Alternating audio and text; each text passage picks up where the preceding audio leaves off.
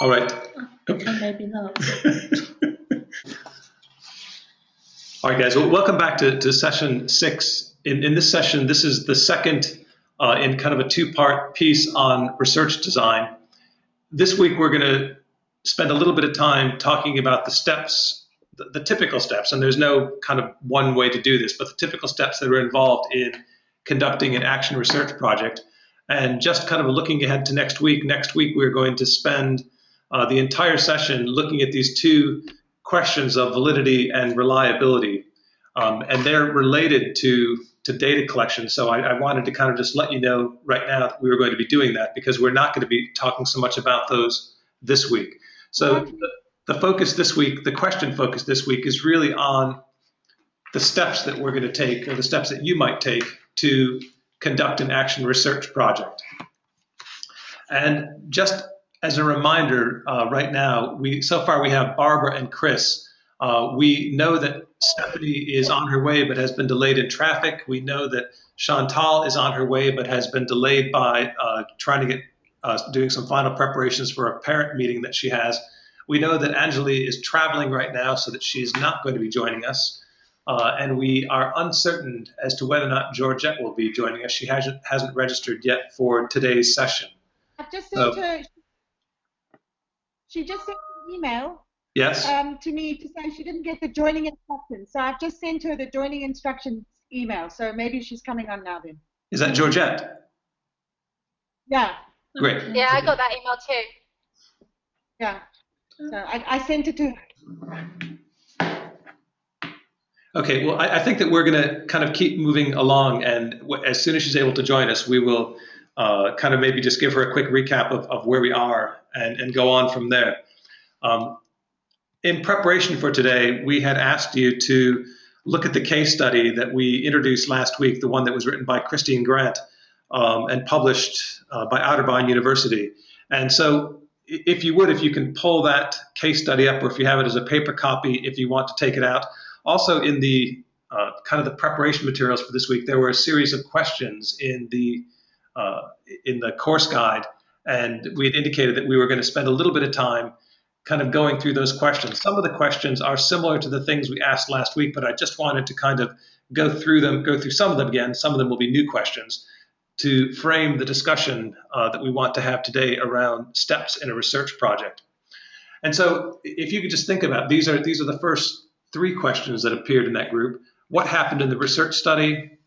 What data collection methods were used? And how did the researcher use an experimental and control group? Kind of think about those for a moment. You may have underlined some things in the case study just to kind of refresh your memory. In a moment, we're going to actually have a discussion around those and go through those questions one at a time. So again, just take a couple of minutes to think about and get prepared for that discussion.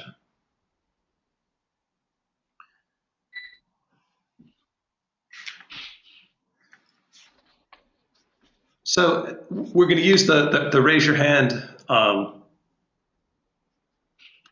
approach to kind of indicating that you are prepared to respond. Georgette is just coming online right now. Let's just wait a moment. Georgette, are you there? Yes, I'm here. Hi, Georgette. Do you want to go back? Yeah, Georgette, we've literally just started our discussion this afternoon, and we are going to be looking at the case study that we introduced last week and spending a little bit of time talking about the questions that appeared in the course guide that are linked to that case study. So the other folks who are with us online right now, Chris and Barbara, have been thinking about these 3 questions: what happened in the research study, what data collection methods were used, and how has the researcher used an experimental and control group. So we're just getting ready right now to kind of begin going through those questions one at a time, and we'll go ahead and actually get started with that. So let's go to the first question, which is what happened in this research study. And again, if you just kind of raise your hand to respond, and we'll call on you. And again, just a brief synopsis of what happened in the research study. Okay, go ahead, Chris. They wanted to decide, evaluate whether or not readers' theatre was a good way to move students on in terms of their reading ability, and that was like in their fluency and their reading and things like that. And they carried out a 4-week study where they had 2 groups, the morning group and the afternoon group. The morning group were focused with an hour of readers' theatre each day, and the afternoon group were not. And she did a pre-test and a post-test to evaluate whether or not she felt, and there were 3 different tests in those to decide whether or not, it was effective, to see if it worked.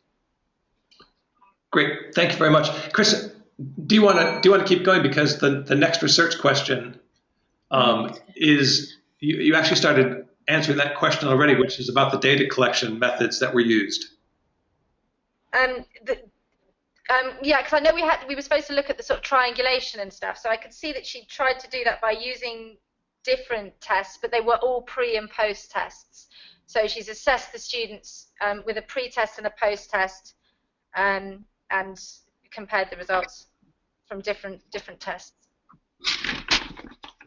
Great, thank you. Does anyone else want to add anything else to that? I mean, that's Chris is absolutely right. Essentially, that's what she did. But does anyone want to add any kind of thoughts about how she approached that, or make any comments on the actual assessments that she used? She did a survey. Oh, sorry. Yep, go ahead. Yeah, go ahead, Barbara. So she did a survey as well. She used the survey on both the control group. Sorry, I don't know if I was, I don't know if I missed something. Did you say that, Chris? No, I just said that she was doing data collection on the tests. I didn't say anything about the survey. Yeah, so she did a survey, which was, it's like kind of, it's a different way of gathering data, because that's kind of like goes with attitude. And then she also did some running records. A Deibel's oral reading fluency test, pre and post. Yeah, Barbara, great for that. I just wanted to build a little bit on what something that Chris had mentioned, this idea of collecting data from a series, using a series of different assessments in order to triangulate the data. And so, again, what this researcher was doing is that she was looking at how fluency changed by introducing this particular teaching strategy, this readers' theater teaching strategy. And as both Chris and Barbara said, she used a series of assessments that included a running record type assessment, the indicator, the oral reading fluency piece. She used an attitude survey, and she also used the Deibel's piece. The thing that I wanted you to notice there is that all 3 of the main assessment tools that she used were assessment tools that come from external sources. So they're all tools that have been tested and developed to kind of optimize their reliability and validity. So that they're not, all 3 of those were not teacher created. But she did also make a note that she kept field notes for herself. So she was collecting a form of kind of qualitative data alongside those more standardized assessments. And as you both said, that there was a pre-assessment and a post-assessment using the exact same tools. And again, I want to point this out as kind of one example or one way to think about how you actually select a cluster of tools that are measuring the same thing that you're interested in your research piece. So again, all of these were looking at fluency.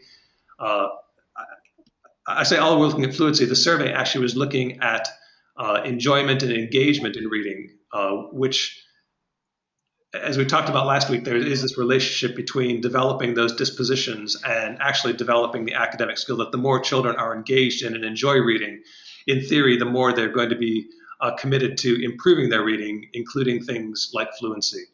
So again, a fairly comprehensive set of data collection tools in order to be able to triangulate the data, to collect data about the same outcome from several different perspectives. What about this next question of the experimental group and the control group? Again, Chris kind of touched on this. Could you say a little bit more about that? What, me or yeah. someone? So how did she, in the reading, did she talk about how she created the groups and why she created those groups?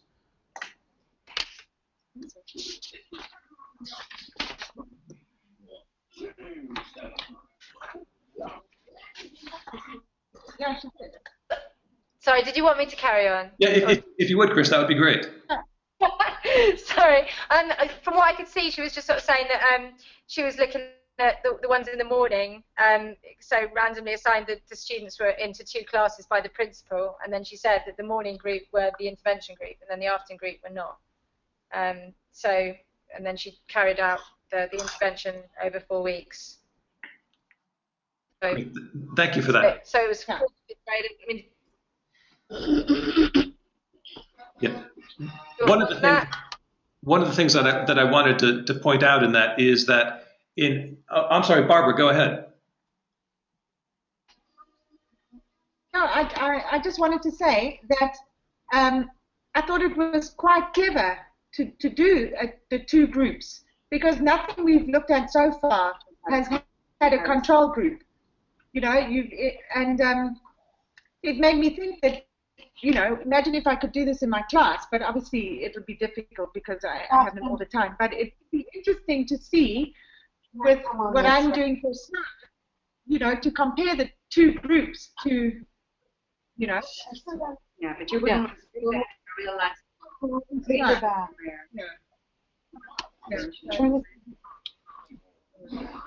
Well, yeah. Well, we could sort of do it, look at one person's class, and then if it doesn't do it, in my class it does do it. Exactly. But then but not within your class. Not within my class, but then it might, the other teacher might think, you know, that's not very nice for the other teacher. Hi, Chantal. Chantal joined us. Has Chantal joined us? Did I hear Chantal as well?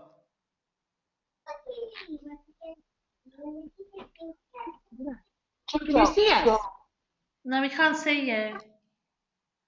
Oh no, we can't see you because we've got the presentation up. Oh, okay. So I want to just add a couple more ideas to the discussion that we just had about this use of the experimental group and the control group. And Barbara, you're right. We haven't really talked very much about the use of a control group in action research. And I did want to point out that it is a little bit unusual to use a control group in action research, although it is something that is possible. And we're going to talk a little bit more about the use of experimental groups and control groups and the different things that you really have to keep in mind and consider if you were to design a project that used a control group. Because in a control group, of course, you don't want to create a situation where one of the groups of students are disadvantaged in some way. And so there are a lot of considerations to take in place to be certain that you're not giving one group an advantage by the use of an experimental and a control group. Let me go ahead and talk about that right now and really kind of expand on what we were saying. The use of controlled and experimental groups is more typically used in empirical research, although, as I said, they could be used in action research. And one of the things that's really important is that you need to ensure that the research design or the research methods that you come up with are in line with kind of ethical codes of practice, and that students who may end up in one group or the other are not harmed or disadvantaged as a result of being assigned to one of those groups. The slide that you're looking at right now is from another piece of action research. This piece, I think, coming out of a school in South Korea, and they were using the teaching strategy was called Mind Spa audiovisual stimulation. And what they were looking for was the effect of mindfulness on test scores. And so in this particular action research project, the teacher randomly selected a group of students from her class. And her whole class was getting ready. They were preparing for an exam. And one set of students selected at random. So she had all of her students. We're going to talk a little bit about how you make a random selection. One group of students from her class were selected to do some mindfulness training. And prior to test taking, they participated in a meditation exercise. And that's what you see in the slide right now. The control group simply turned up to take the test the same way they would have with any other test. And in this picture right here, so this is a picture of both the control group and the experimental group. And they all took the test together. They took the test at the same time, except half the children or half the students in this room did some mindfulness training and a meditation exercise, prior to coming to this event. And this, I think, is a really good example of another good example of how you can use a control group without purposefully disadvantaging part of the class. Again, part of this was designed to see if this particular intervention offered an advantage, and the use of a randomized study or a randomized control group meant that the teacher wasn't picking students herself based on what she thought their particular test-taking abilities were.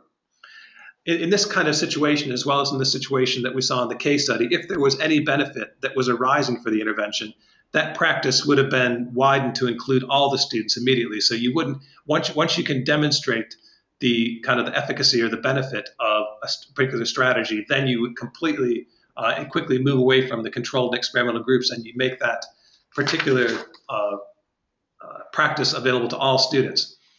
One of the easiest ways, or one of the most common ways to select students for inclusion in different groups, and I'll say that when we talk about random assignment, you can use random assignment in two different ways. You can use random assignment to divide students into two groups.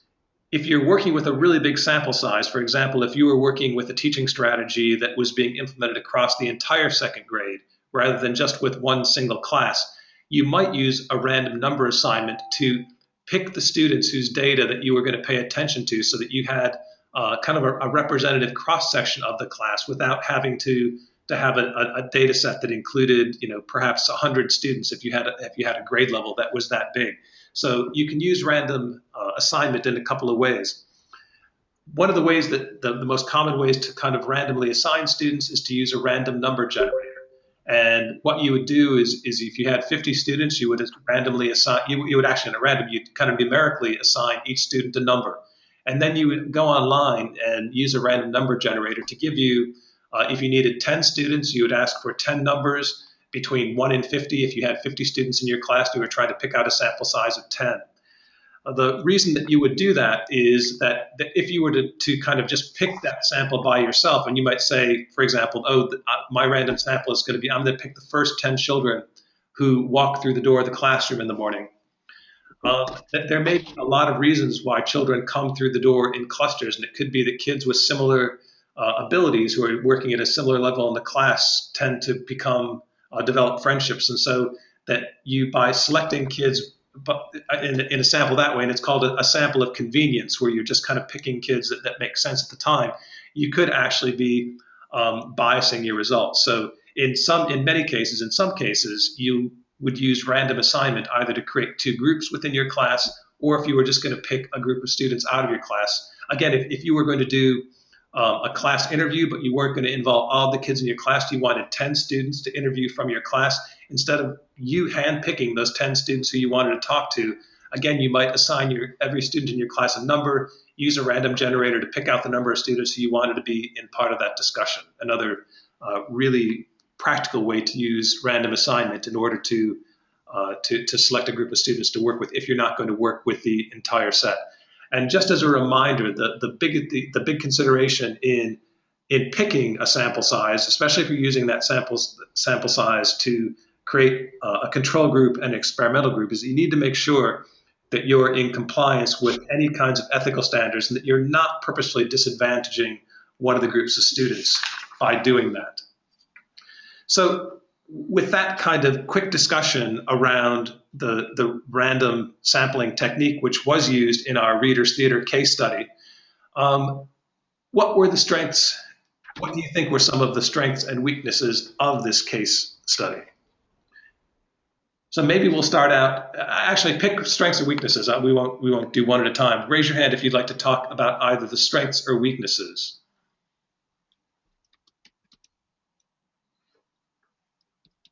The kids have special learning needs. Jojo, get in the bath now. Barbara. There was there was something because of some of the children were special needs. So there were 12 with special learning needs who participated in the study. So for some reason, the results were You can't. Yeah, you can't kind of generalize because they have individual learning needs, I suppose. And the study was quite short. Yeah, and so you would describe that as perhaps a weakness of the study. Yeah, yeah. Well, it's either a weakness or a challenge. Mm-hmm. Or it might have affected their results. She might have got better results if she'd had those two factors eliminated. Okay. That's what a real classroom looks like.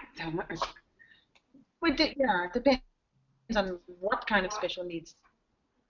No. Yeah, but again, I think as you were saying, because her sample size was relatively small, and because she divided the class into two sections, if a larger number of those special needs students ended up in one section, even though she's chosen the samples randomly, she doesn't have big enough samples to have to really be assured that the samples are similar in their composition, because she recognized that, you know, of the small number of students involved, that there were a number of students who had special needs. Yeah. Again, and when you begin to think about your projects, that will be certainly something that you'll be thinking about, are the different ability levels that are represented in your class.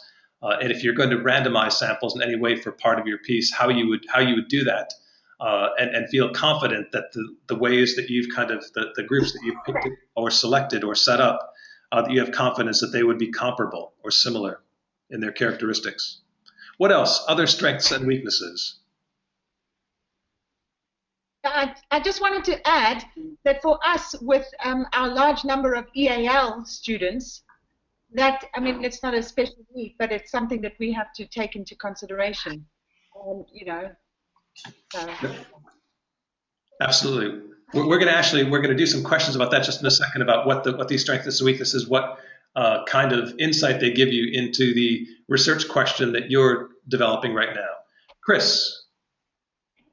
I thought it was a strength that she'd tried to assess their competency, so they actually improve skill in the subject, but also the attitude. I thought it was nice that she was looking at two different things. And I think actually in the end she said that perhaps the skill improvement wasn't there for all of them, but they, you know, a lot of them were showing an increased enjoyment, which would then maybe lead to more.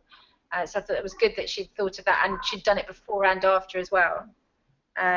With the pre-test, the limitations obviously are written, that she's written down, saying that she's wished that she'd done the tests, the pre-test, just before implementation rather than at the beginning of the year, and that she said that it was a shame that the study was only 4 weeks long, but you know, I thought that it was good that it was, I mean, there's a benefit to it only being 4 weeks long, in the sense that she's not lost interest, the kids haven't lost interest, it's short, sharp, it's a rapid intervention, she can give quick feedback to other people, and she can then do it on the control group for the rest, you know, for another 4 weeks, because it's such a short time period.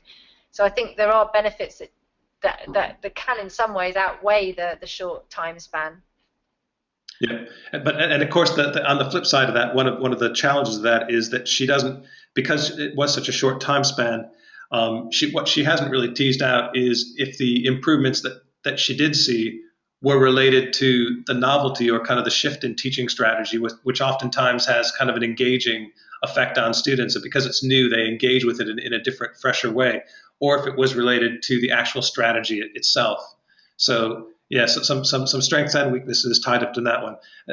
Thank you for the comment you made about looking more comprehensively at what how we define learning within our school, because when we talk about learning, we talk about knowledge and understanding and skills and dispositions. That, as you said, the variety of assessments that she chose really looked at the whole child and the whole, all the aspects of learning, not just improvement in fluency. Anything else that anyone wants to note as a strength or a weakness? Yeah, I had a question. Yes. I can't remember during which session it was, but one of our sort of, not directives, but a tip to use to make this an effective process was to keep the question really narrow and focused, and to keep as many variables out of it as possible. So I'm just looking at this and thinking of a real life situation where you're working with a class and you're trying to assess something as simple as growth of reading enjoyment using a particular reading strategy. And then you've got EAL, you've got learning support, you've got children that are often absent, you've got behavioral difficulties. To me, it sounds like so many moving parts.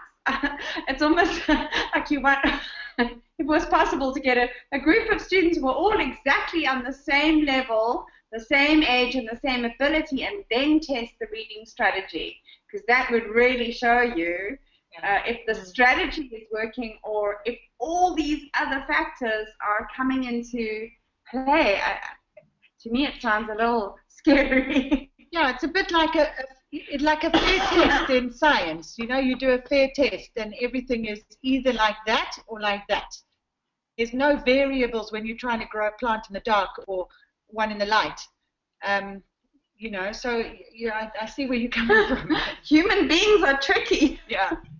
No, and Chantal, that observation is absolutely correct, and it certainly is one of the things that educational research generally, and is specifically action research, has as kind of one of the assumptions. The assumption is that this isn't a precise science, that the variables, the range of variables are not necessarily things that you can even control, because even if you controlled for all of those things, you know, even if you had a group of students who were homogeneous in one aspect, and that aspect may be in their particular level of academic development, for example, that there would still be, you know, a huge number of ways that they could be different.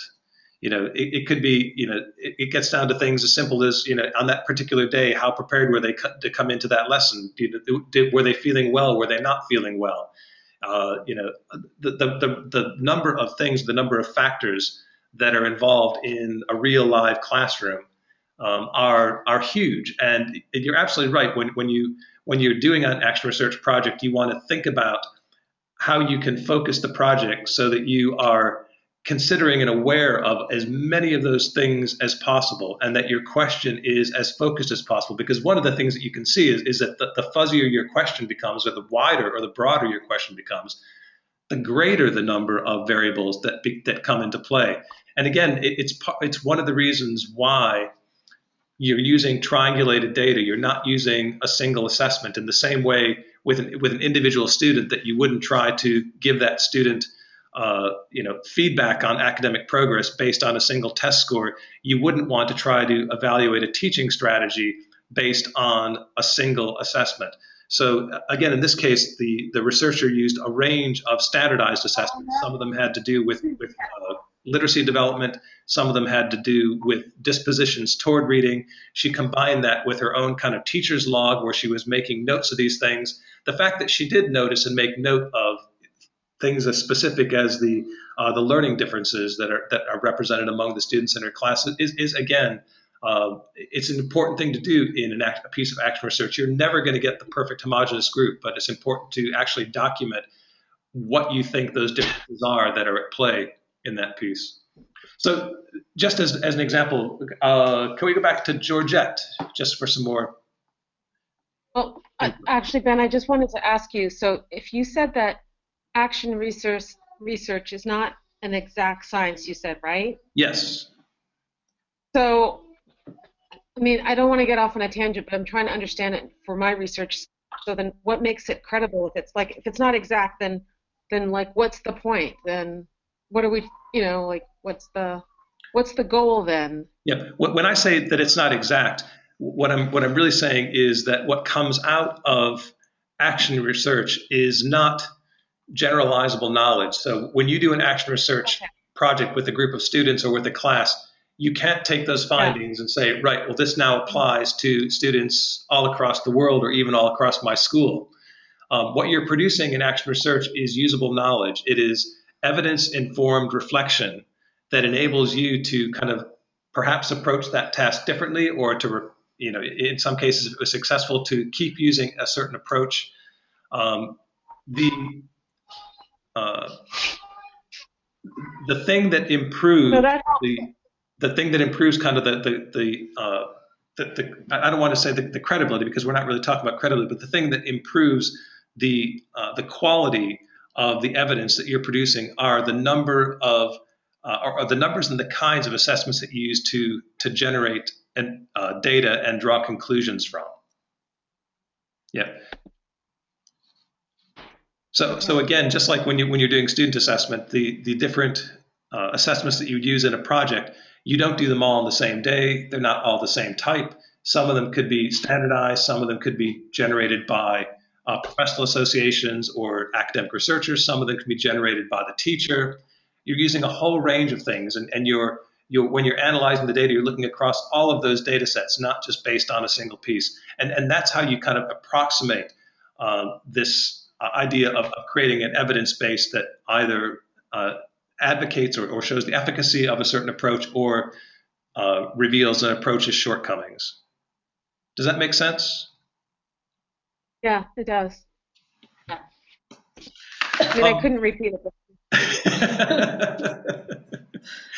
So having talked about that, I was wondering if you could tell me what you think, having looked at this case study. We've already started this discussion already. What are some of the questions does it raise for the research question that you are proposing, that you're working with right now as a working question in this course? And did you learn anything from the case study that you think applies to the research question that you're developing? And again, go ahead and raise your hand when you're ready to share.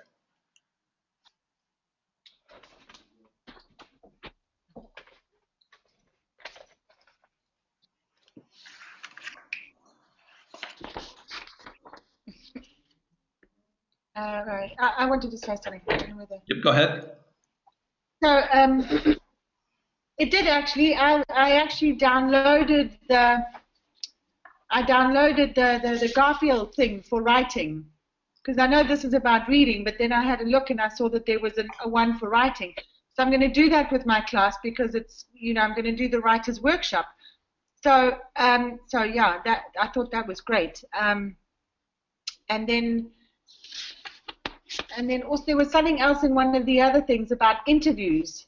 So I'm going to set up some interviews with my kids, with my students and my parents and stuff about it. Great.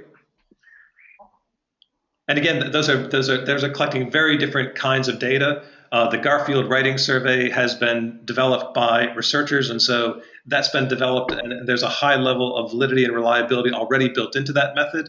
The interviews are going to be, a set of questions that you have come up with that relate to the research question that you have. It'll involve the collection of qualitative data, that is kind of narratives that you'll either record and then transcribe. We are going to talk a little bit about how to analyze that qualitative data, I think in week 9. It's one of the last things we do. No, that's great. Thank you. Anyone else who kind of came away with some ideas for their own research question based on the case study? Yeah. So as I said in my little note to you, Ben, I was running late and I hadn't received session 6's notes at all. So I've just been reading as we've been going along. One of the things that I think I've got some sort of tips from this one is that I actually might, because mine is both, improvement of practice as well as attitude, I might use a survey to determine attitude differences and create 2 groups that way, and see if implementing the same support strategies for both groups have an influence on the practical side of it, the improvement of practice, and then the difference it makes to the attitude. That might be a way of creating 2 groups without negatively influencing the whole. Yeah, it's interesting because that sounds almost like the kind of streaming that you would do if you were teaching like mathematics or reading, where you're actually kind of selecting for a group of students, or in this case teachers, who have a similar set of dispositions to see to kind of better understand the extent to which an intervention can kind of move things in a certain direction. Again, that's a completely valid way to approach an action research question. It's very different. It's kind of the opposite of the randomized piece, where where you want to set up groups that have dispositions that are fairly similar. I think that if you go online, you'll actually find a fair number of teacher disposition surveys. A lot of universities use these disposition surveys to kind of select students for different academic programs, including some of their teaching programs. So again, you may find that there are things that have been developed by the researchers that can help inform what those surveys might look like. Georgette. So I'm sorry. They have the CAT. Sorry, they have the CAT, which will help you with the skills part of it. Yep. You know, that's very, yes, but that's interesting that you can find something actually to not survey, but to actually have attitudes to a particular topic or subject.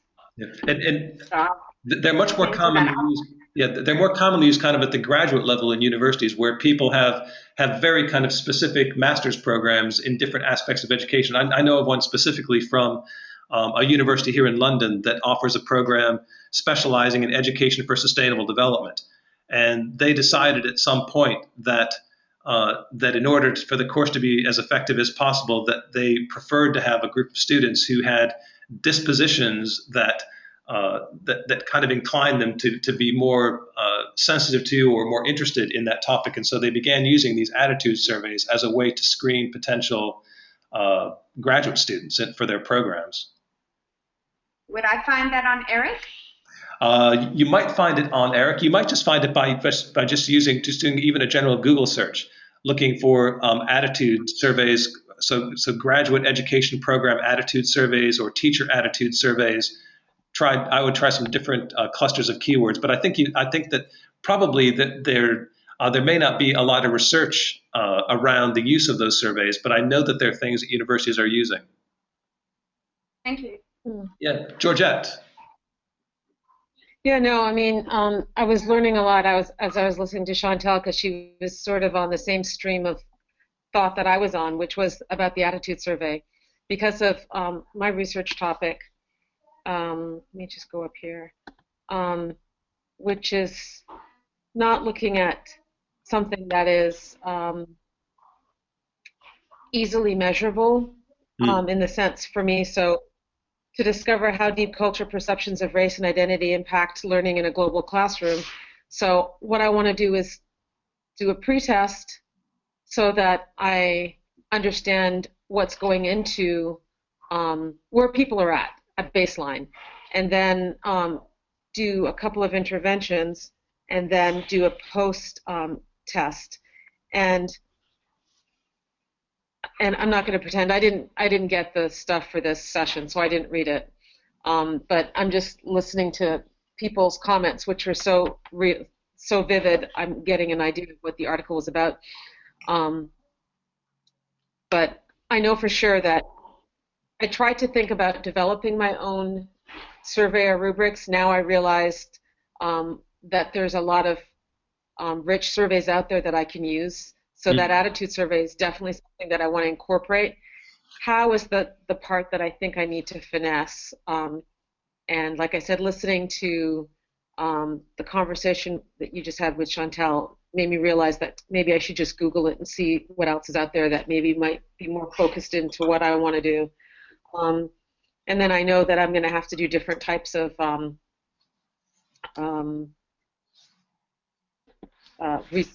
research in terms of, I know that I put down that I want to do like a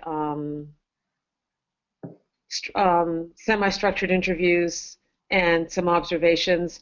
And one thing that this survey made me realize too is that I probably want to have some augment some of that with my where's my notes? With some qualitative, with my own notes, my own field notes. Yeah. So it gave me a little more clarity as to how I might need to proceed for my topic. Yeah. That's great, George. I apologize. There were several people who didn't seem to get the notes through this time, although I know that some people did, so I'm not certain what happened with that. The learning log, which we're going to look at in just a moment, was intended to help you to do some of the thinking, Georgette, that you've just kind of done out loud, thinking about the types of data that you're going to collect and what those types might be, and where you might get guidance to develop the assessments if they're not assessments that are standardized. In the particular case of like cultural identity surveys, I think that one of the things that you found, or that you will find, or other people may find, is as they look online for examples of these surveys, is oftentimes these tools have been designed for specific populations, and a lot of this may involve actually looking at that and thinking about how you can actually modify that particular survey or inventory or whatever it happens to be for the group that you're working with, whether they are students or whether they are other teachers. So, again, even though you may not find something that is like the exact thing that you would use, oftentimes those things that have been established by other groups or other researchers can give you a lot of guidance in terms of, and get you started so that you feel confident in the way that you're developing those plans and those ideas. What I would like to do, because I think we're actually moving on to this next thing already, Learning Log 6.1, which again, I apologize for people who didn't get the materials in advance. It simply, number one, asked you to restate your research question in whatever form it's in right now.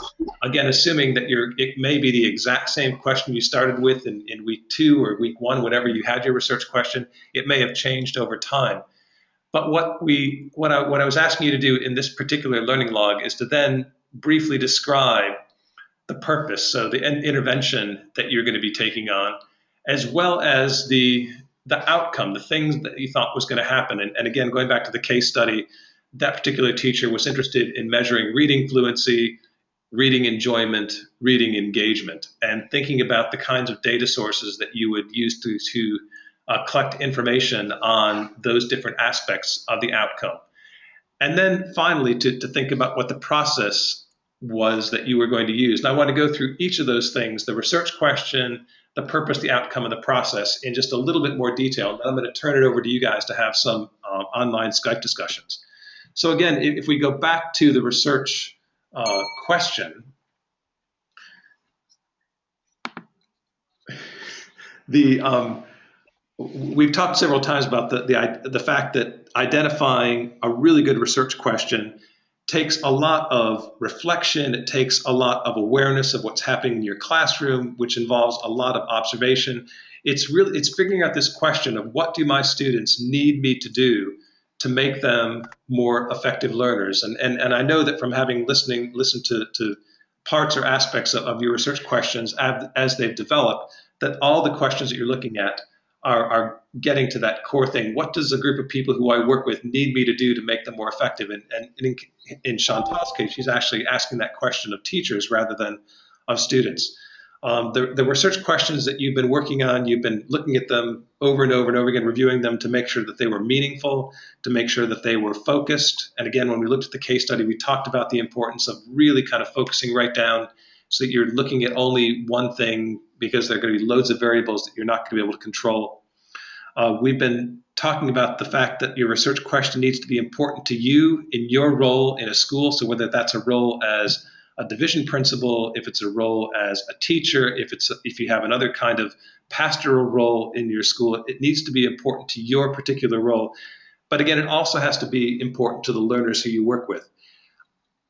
A number of you have come up with research projects. Some of them changed as we've gone along. Some of your questions have remained entirely the same. One of the things I just want to throw out here again, and I know that we've talked a bit about this already, is that because action research is recursive, because it involves these spirals of inquiry, what is sometimes easy to do when you begin thinking about a research question, you begin investigating it, is to convince yourself that you really need to go on to a different kind of a question. And there is this tendency as you begin to work through a project to begin to look forward in the project and anticipate what's going to come out of it. And you begin anticipating what the next question might be.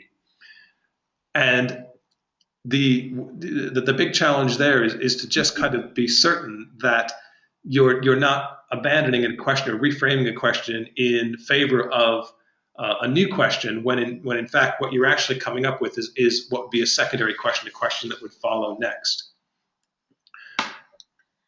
With the action research planned intervention or the purpose, this is really kind of an overview of the sequence of actions you're going to take. It's a description of what you intend to do and what you think the outcomes are going to be, typically some form of student learning.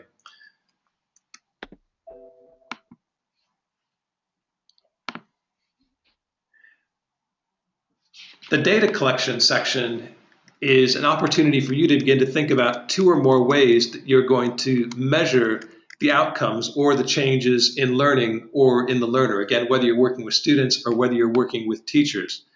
Some of your data collection methods are going to produce quantitative data. That is, you're going to get actual numbers out of the data collection method. Some of them are going to produce descriptions, qualitative data. And again, keep in mind that both of those are valuable and that you're probably going to have a balance of those, and the way that the balance works out is going to really depend on your research question. If your research question is one that is going to benefit more from qualitative data, then you're going to probably have more qualitative assessments. If your particular research question has more to do with academic progress, you may have more quantitative data methods. And again, some of those methods might be standardized. They could be developed by other curriculum specialists. They might be things that you've created. And just as a note around teacher-created assessments, again, we're going to talk about validity and reliability next week. And an important thing to think about if you're going to use teacher-created assessments is how you're actually going to trial those assessments and develop those assessments so that you have confidence that they actually are measuring the thing that you're trying to measure and that they're doing that in a reliable way. I know that a lot of you will have had experience with different aspects of the IB program where you actually use moderation to kind of ensure that your teacher-created assessments are measuring the right thing and that they measure that thing in the same way each time that they do it. A final thing about the data collection methods is some of you will be using backward planning or understanding by design in the development of your actual teaching plans. And in the same way that in those plans, you want to understand what you're trying to do, so you're identifying the standards you're trying to achieve. And then oftentimes you go directly to the assessment. How are you going to actually measure the extent to which those particular outcomes have been achieved? And then go and figure out the actual plan for the activities that will actually be able to produce the kind of learning that you'll be able to measure in the way that you have identified.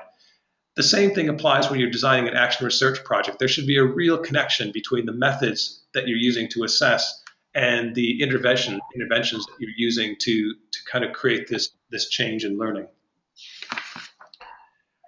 Finally, I just want to go ahead. Yeah, absolutely. All right. So we've all along we've had some good tips on how to choose, how to structure your question, how to check if it was a rigorous and meaningful question.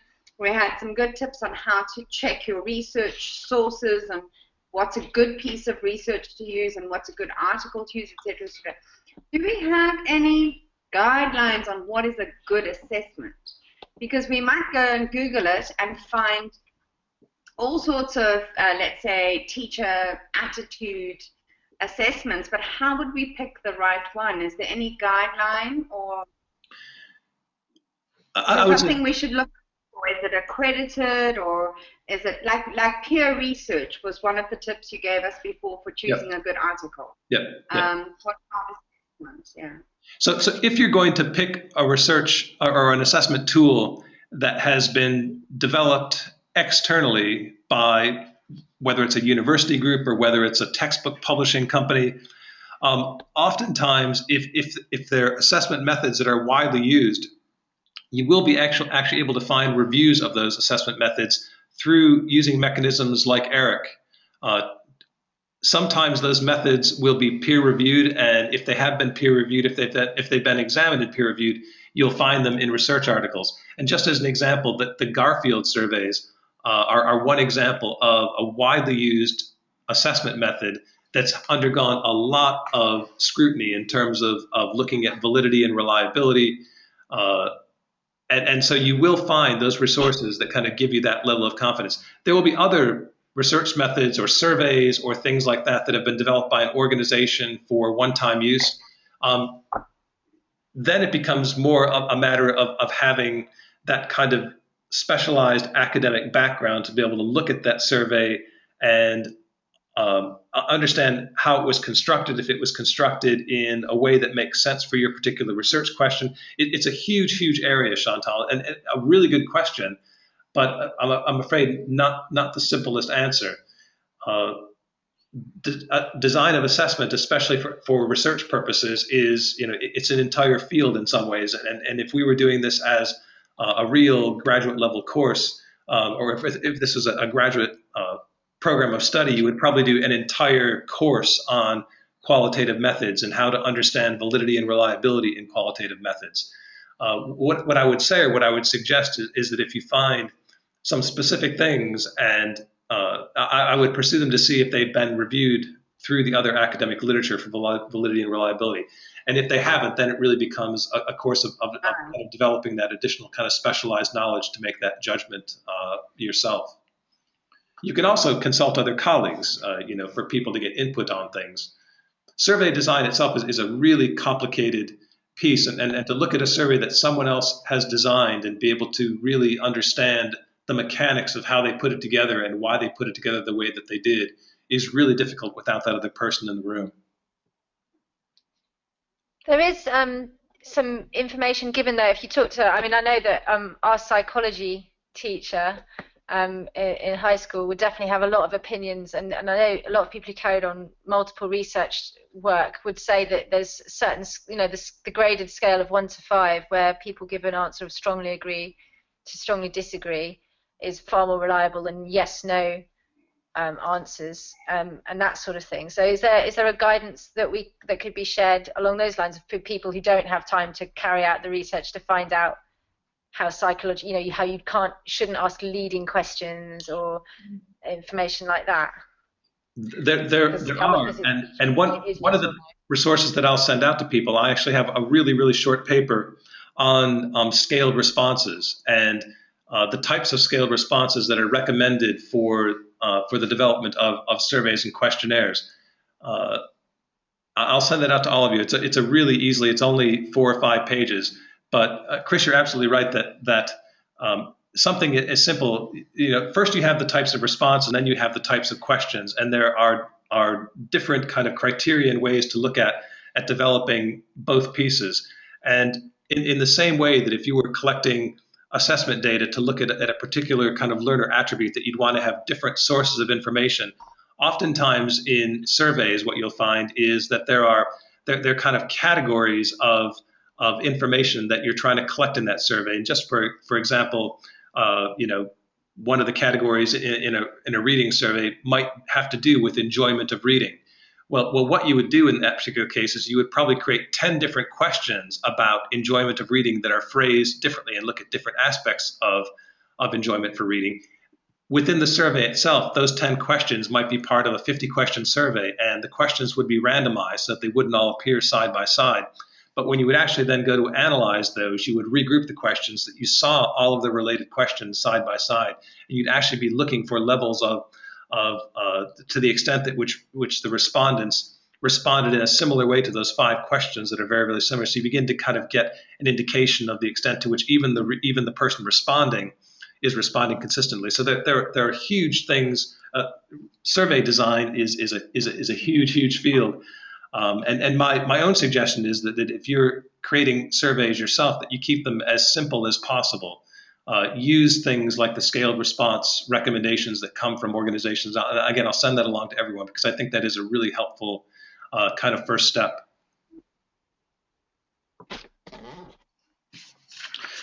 Let me just say a couple of things about the action step process, and the action step refer to the process that you're going to use to carry out your action research project. It's a sequence of steps that you're going to use to achieve the purpose of your research in a way that produces the outcome that you want to produce, that you want to try to measure. And in its most simplest form, an action research process first involves establishing a baseline or a starting point. So it involves a data collection that comes prior to whatever the intervention is that you're going to be doing. That could be simply to create a baseline. It could be used, as Chantal was suggesting, to give you guidance for grouping if you're going to do things, if you're going to group the people who you're working with in some way. But that baseline is generally the first step. Typically, that's followed by implementing the strategy, whatever that is, that's intended to produce the outcome that you're trying to achieve, which, again, is typically some kind of learning, the development or growth of knowledge, understanding, skills, dispositions. And that's followed typically by measuring whatever that thing is that's arising from the strategy you put in place, so kind of the post-testing piece.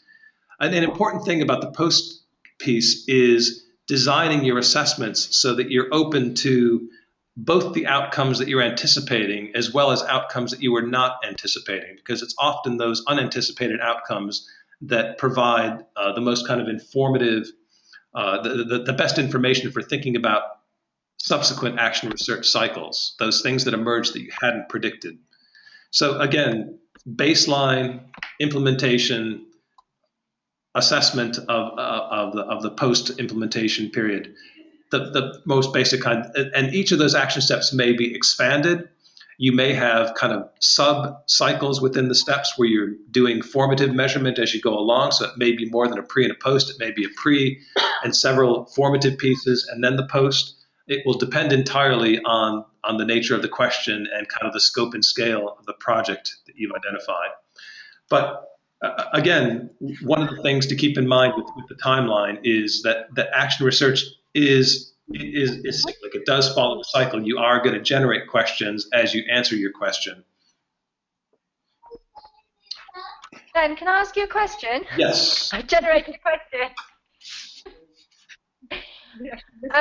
So I was wondering, looking at my action research question, and it could be because it's doing what you're doing and it's generating further questions down the line, but one of the things is that it was something that occurred to me early on, and I'm looking at different classes within the science department and wanting to see how the way they use an online learning community for different courses is affecting student perception of alignment. But I haven't done any pre-tests because these things were already set up. It was what occurred to me as, when I started looking at it and going, why is there a perception of alignment there and not a perception of alignment there?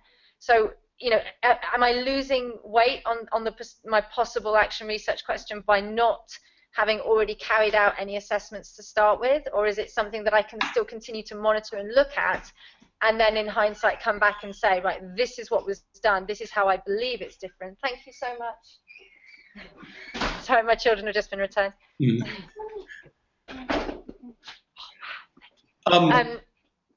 Sorry, I've completely lost my train of thought now. Second job has kicked in. So Chris, I think that it might be challenging to not have established a baseline before you started, but you could actually, I would actually look at this more as an action research question that really is kind of a preparation question for something that might come next, because by simply kind of following the progress from a point where you don't actually know what the starting point is, you are still going to be able to see kind of change as the process proceeds. And by observing those changes, it may actually frame a question that has to do more with the qualities of the change, or the qualities of the aspects of that particular strategy that may be contributing to changes in the learner outcomes, or whatever the things are that you're trying to measure. So the shorter answer is yes, generally every action research project relies heavily on the baseline to understand the change from beginning to end. But we've got parent survey data that tells us, and we know that parental perception is an issue, and parental perception is an issue because student perception is an issue. And I want to know why student perception is an issue. So that's what I've been looking at. So the reason why I sort of thinking this is because you're saying, oh, don't let your research question evolve into something else, because I'm thinking at this point, well, it's too late now. What I'll do is continue to monitor what's going on this year and try and implement what we believe is good practice in some areas of science next year, and see if that affects the perception in those areas where we believe perception to be an issue. So that's where I'm going with this, but I don't know how to do it. I mean, obviously access to parental surveys is limited. We were given in the end all the statements about high school science after requesting them, but I think we'll need to send out our own surveys prior to the course starting, and actually quite regularly. How do you feel 2 weeks later? How do you feel 2 weeks later? Because I think people, we still get parents coming to us 6 weeks in going, I hear there's no textbooks, and we're saying, well, no, 6 years ago there was a problem in one of the courses with a textbook. It's just hearsay and rumours. So it was just how do you address that with surveys and questionnaires? And Chris, another thing that I would throw out is that there may be some other assessment methods that might be more appropriate to the stage that you're at right now with that particular project. It could be that this is a really good time to think about inviting a group of parents in to do kind of an informal focus group. I mean, it may not be structured as a real focus group, but it might be interesting to actually think about other methods of data collection. If all of your data right now is coming from surveys, that's a really kind of, that's just one data source. So thinking about how you'd begin to diversify the data sources to understand change over time, in whether it's in parent perception or in student perception, that may be a really useful thing. And then it could be that in this first cycle of research, what you're actually developing are some of the methods to monitor those kinds of things on an ongoing basis. I think one of the real challenges with a lot of the kind of topics that people take on in action research is that they're recurring themes in kind of professional practice. They're not things that necessarily come up one time and then go away. And so to begin to trial and develop tools for better understanding what's happening with those things is kind of a research piece in and of itself. And so your research question might be reframed a little bit to think about, what kind of tools can be developed that actually give you the insight that gives you the information that is practical, that gives you practical information that you can act on, rather than just getting kind of sporadic information from the parent surveys or from student surveys when those are possible. So really good questions, and again, action research is a little bit messy, and great to see that you're asking those questions that aren't really clear and simple and have easily answered, that are easily answered by other means. Does anyone else have anything else to contribute? I want to kind of turn over to you guys to do some kind of paired chats right now, based on the discussions that we're having. I just want to check and make sure I know where people are. So Stephanie is here, and Stephanie is online independently. Chris is here, Georgette is here, and Barbara and Chantal are in the same place. Is that correct? Yes. Okay. Yeah. All right. So if it's okay, what I'm going to suggest is that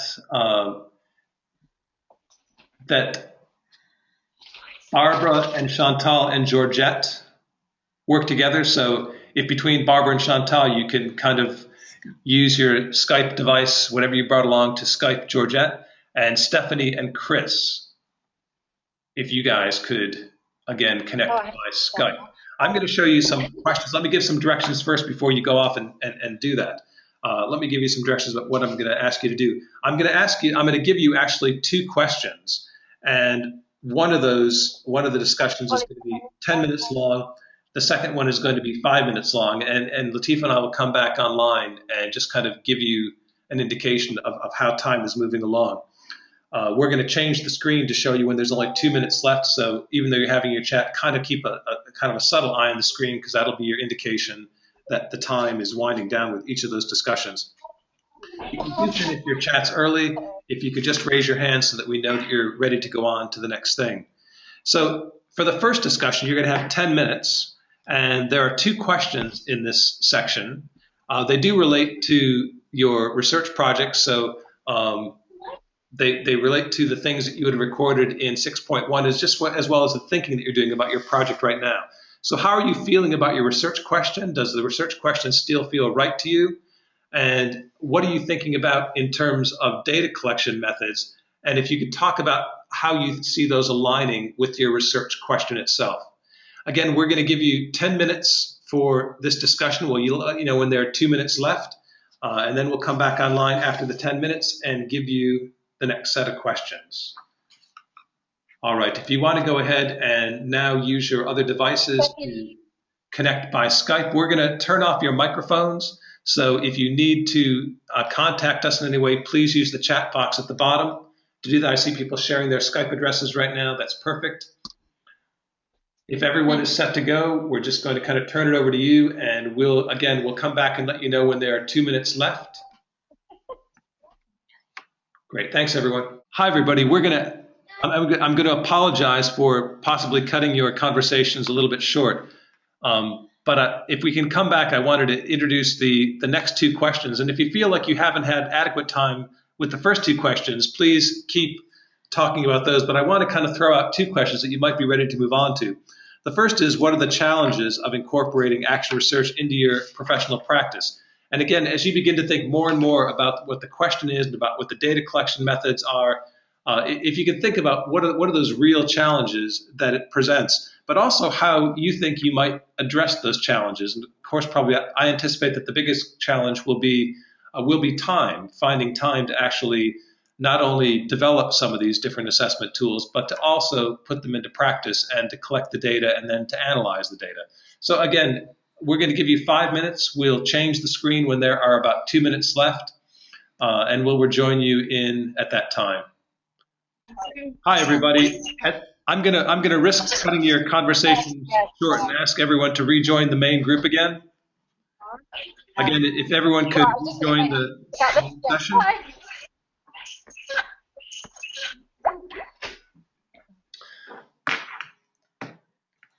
All right, we're gonna go ahead and work toward wrapping up this week's session because we are kind of coming up to that time really quickly. And I just wanted to make sure that after your discussions that you just had, if you have any general questions that you want to kind of pose for the group, and they could be things that we can address today, or maybe there'll be some things that we'll look at addressing at the beginning of the next session. But as a result of that discussion about, again, reconsidering your research question, thinking about some of the data collection methods that you have in mind, thinking about the challenges of doing that as part of your everyday practice. Does anyone have any questions that they want to kind of offer up at this time, or any kind of observations of where we are right now?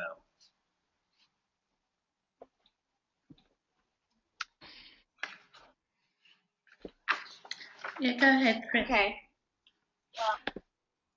Well, Barbara or Chris?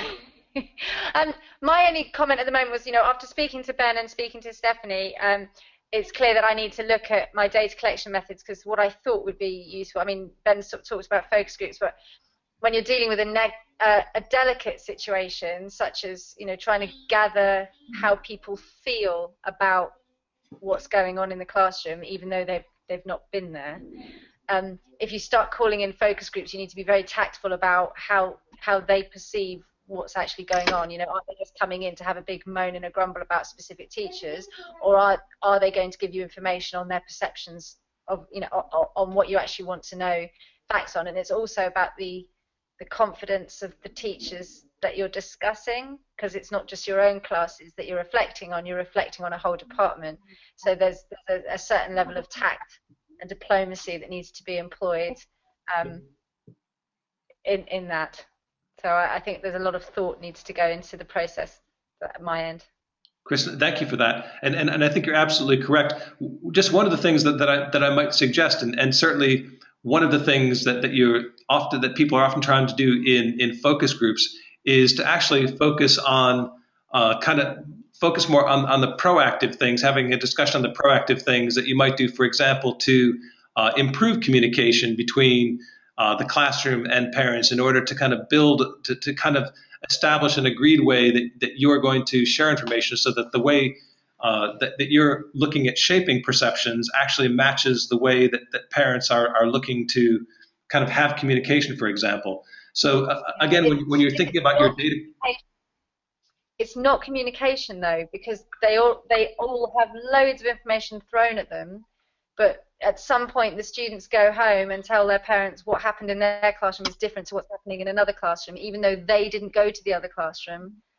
It's I just don't know how to, as you said, it's trying to look at, how can we convince you that these courses are aligned, because they are. That's what we're trying to get to the bottom of. And There's enough information is wrong. Absolutely, I absolutely appreciate that. But again, when you think about the data collection methods, because you actually have some of the information about the perceptions, that if you were going to use another data collection method, you wouldn't want to get more information about the perceptions. You might actually want to test some possibilities for understanding better how perceptions are shaped, or try to actually take like the positive approach to problem solving, rather than, because you already understand the problem. And that's why my research question is looking at an online collaborative space to see is that the reason why certain subjects have a better perception from parents than others, because I can't see other differences other than perhaps the teachers. So part, again, reframing the question for that particular group, you may actually look at having people identify what an effective online space might look like for people. What are they looking for in that online space? And just as a suggestion, it'd be great to talk to you more about your project idea, because it could have potential to actually spin off into a sim project. So if at some point you wanted to come down and share what you're thinking with us, that would be great, because it sounds really interesting. I think I'm monopolizing the time though. Sorry, I know. No, that's fine. So Barbara, or someone in Barbara's space. It made me think, how Stephanie sort of piloted Words Their Way last year. And when I was talking about the two control groups, when we were talking about those, I was thinking that kind of could almost be like a feasibility study, where you could have, if Daily 5 or Writers Workshop was really, really successful in my classroom with my students, it could then be adopted. You could look at the other classes and then say, okay, right, the whole school is going to adopt this method now. And then so that's what made me think. Yeah, and again, one of the benefits of viewing an action research cycle as a feasibility piece is one of the big things that you're developing as part of that piece are the assessment tools, because you wouldn't want to take an outcome from an action research project and generalize it and saying, well, because this worked in Stephanie's class, it's going to work in all classes. But if you were going to then implement in other classes, you would also want to use Stephanie's tools that she used to be able to understand whether or not it was being effective. So you'd be doing it as kind of almost like a pilot stage of a bigger piece of action research that might involve other classes. But yeah, no, absolutely. It's one of the many ways that this recursive process kind of takes form. That sometimes you look at a research question and it generates a new question. Sometimes you look at a research question, then you look at it again with a different group of students with a different set of circumstances, or as you said, looking at what would happen if we did this across all the grades. Would we see the same kind of result? Completely different to last year's. Yeah, well, it's happening in Doha. So we had our pilot group. It was brought to us by Stephanie, who happened to be on the pilot for SLO as well, for Standard 8, and her team trialed Words Their Way for an entire year, and then she was basically the data collection person, because according to her, sorry, my cat is in the way, according to the goals that she had set, the instructional strategies she had employed, and then the mid-year review, the accommodations she made to her original instructional strategies, and then her final results, with a culmination of how successful it had been in the other classrooms, made us decide that this was something the whole school was going to adopt. And as you know what it's like in a school to introduce something new, we had all those variables of attitude and aptitude, but in general, I think it's been more openly received simply because it was trialed almost action research by a group of peers. Yeah. And I think somehow that holds more validity for a teacher when you know someone else has tried it and they're giving you the honest feedback about what was good about it, what didn't work about it, and you know, giving you some support going forward. Whereas for my research question, I think it's a little bit pie in the sky, to be honest. I think it's a wonderful idea, and I think it should be researched, and there should be data collected, and someone should sit down and write a big old thesis about how do we help teachers change their attitude about being assessed against their learners' outcomes and make them feel comfortable with the process. When do I do it? Who do I do that with?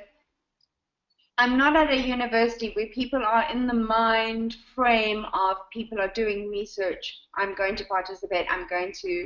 People are tired. If they're asked to do one more survey, they're going to crack, you know. So I know why it's good, and I know why it would work, but I think it's establishing that culture, like you were doing, Ben, for a while when we were working with PLCs.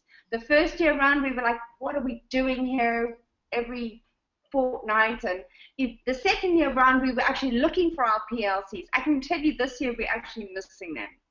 Because we've lost something in the momentum of getting into that mind frame of being professionals and testing the theory of what you're doing in the classroom and not just accepting what's given to you. And that's sad that we're missing that. Yeah. It does sound like through the examples like what you said with Stephanie's work, that you're finding other ways to kind of build on that, even though it's not something that's done at kind of a school-wide level.